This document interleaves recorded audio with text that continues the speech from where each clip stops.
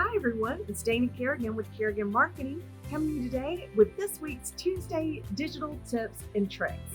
Today we're going to be talking about why it's important for your business to add a category to your Google My Business.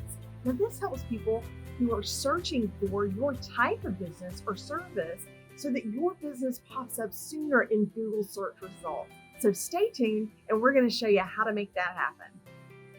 This week, we're going to be showing you how to add categories on Google My Business. First, log into Google and select the Google My Business icon. Next, select the Info tab. Then, click the pencil icon next to Categories. Next, add what business type you are. Then, if your business falls under more than one category, select a secondary category. Finally, click on the Apply button.